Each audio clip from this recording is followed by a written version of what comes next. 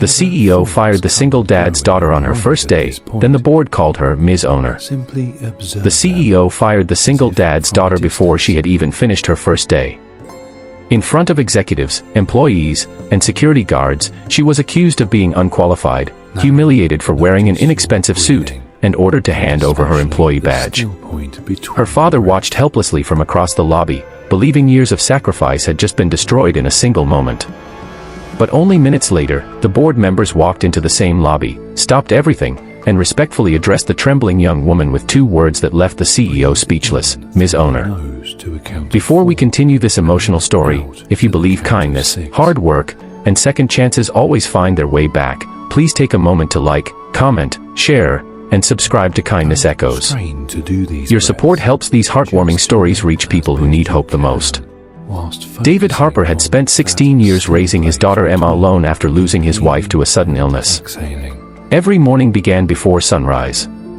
David worked as a maintenance technician, fixing elevators, repairing electrical systems, and doing every difficult job nobody else wanted. His hands were rough from years of honest work, but he never complained because every dollar he earned went toward Emma's education.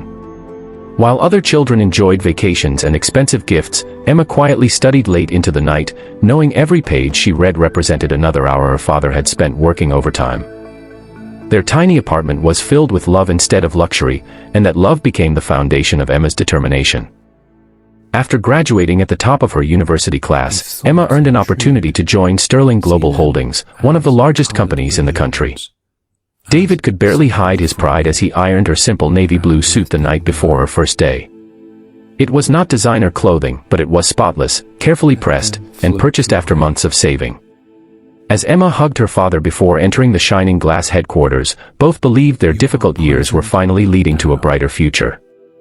The company's CEO, Victoria Reynolds, had built a reputation for demanding perfection. Brilliant but impatient, she judged people quickly, believing appearances often revealed competence. That morning she noticed Emma standing near the reception desk, nervously holding an old leather briefcase that had belonged to David. Without asking a single question about her background, Victoria assumed she was another inexperienced recruit who did not belong inside the executive headquarters. The orientation had barely begun before a minor misunderstanding occurred. Emma politely corrected an error in a financial presentation that accidentally displayed outdated figures. She intended only to help, but Victoria interpreted the correction as public embarrassment. Anger quickly replaced professionalism. In front of employees gathering in the lobby, Victoria criticized Emma's confidence, questioned her qualifications, and declared that someone with no understanding of corporate standards had no place inside her company. Security was instructed to collect Emma's badge immediately. David had arrived outside the building carrying a homemade lunch he wanted to surprise Emma with during her break. Through the glass entrance, he watched his daughter trying desperately to remain calm while holding back tears. His heart broke as security approached her. Years of sacrifice seemed meaningless. Emma accepted the humiliation without arguing because her father had always taught her that dignity speaks louder than anger. Just then, several luxury vehicles stopped outside the headquarters. Members of Sterling Global's board of directors entered together for a long-planned ownership transition meeting. As they walked through the lobby, something unexpected happened. Every board member suddenly paused after seeing Emma. Their expressions changed from surprise to respect. The chairman immediately approached her, extended his hand, and warmly greeted her as Ms.Owner. Silence filled the entire building. Victoria stared in disbelief while employees looked at one another, unable to understand what was happening. The chairman calmly explained that the company's founder, Charles Sterling, had quietly transferred his controlling ownership into a charitable family trust years earlier. Emma's late mother had been Charles Sterling's only daughter, but she had chosen a humble life away from wealth. After her passing, Emma became the legal beneficiary of the trust. She had never used her inheritance because the board, honoring Charles Sterling's wishes, agreed she would receive full control only after completing her education and choosing to enter the business on her own merit. Today had always been planned as her first official day, not merely as an employee, but as the majority owner learning the company from the ground up. Emma herself had only recently learned the full truth through legal documents finalized after graduation. She requested that nobody receive special treatment because she wanted to earn respect through work rather than family connections. The board had admired her humility and agreed to keep her identity confidential until the right moment.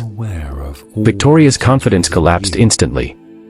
The woman who had dismissed Emma based on her appearance now realized she had publicly humiliated the very person who owned the company. Yet Emma did something nobody expected. She did not celebrate Victoria's embarrassment or demand immediate revenge. Instead, she quietly looked toward her father standing near the entrance, still holding the lunchbox with shaking hands. She walked over, hugged him tightly, and thanked him for every sacrifice he had made. Everyone watching understood that the true reason she stood there was not inherited wealth, but a father's endless love and unwavering belief. Later that afternoon, during the emergency board meeting, Emma accepted her new responsibilities with remarkable grace.